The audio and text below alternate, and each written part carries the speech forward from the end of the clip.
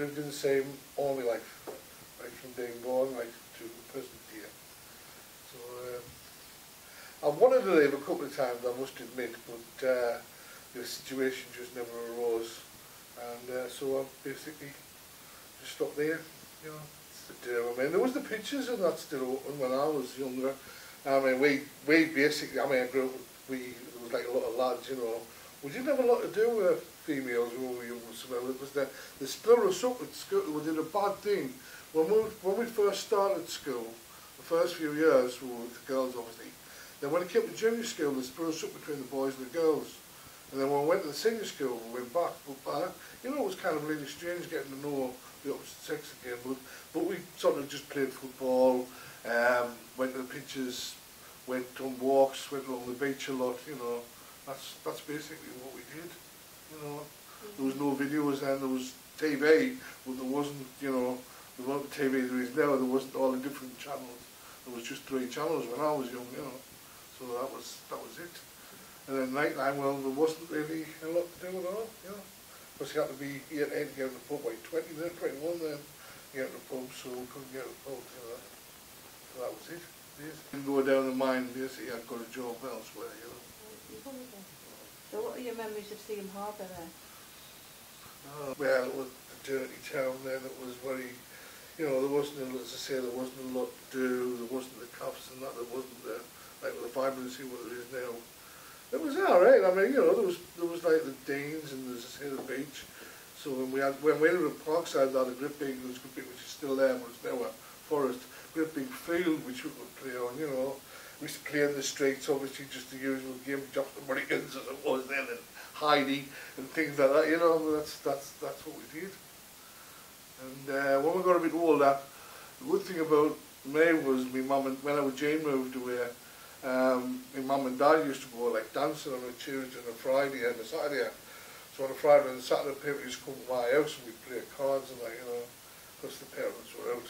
That's all we did, just play cards and listen to records, you know. I say I was working at the docks at the time. There was a lot of anger and, you know, that around, but we didn't get involved so much, you know. The thing was, I suppose, it's an awful thing to say, but we were alright because we were working. I understood what was happening with, you know, people having no money and that, but we basically were still working full time, so we were alright. Didn't really affect us then, you know.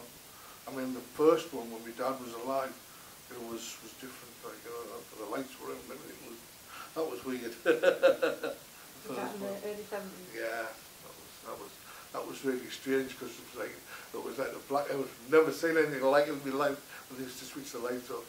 It was weird. It was funny, like it was actually quite interesting because it was different, you know. Never not seen a place in total darkness before. But the 80s, I say the 80s strike. Well, I knocked around. I mean, I went to Dawn. I used to drink Dawn Club and that, and obviously, you know, you had a lot of miners there. There was a lot of resentment, you know.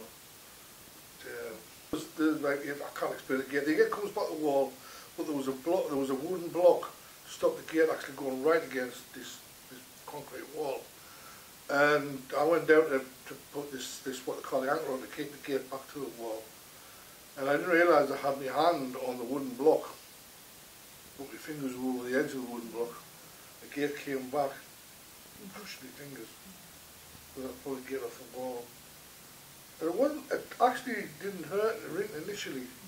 It wasn't until, like, because they killed the nerve endings, it wasn't until I got in the ambulance that I gave us some morphine. And that was it. That was the end of my working life at the docks. I actually went back for 6 months, but it was dangerous because I couldn't lift things and my fingers still can't, you know, this right, as you can see.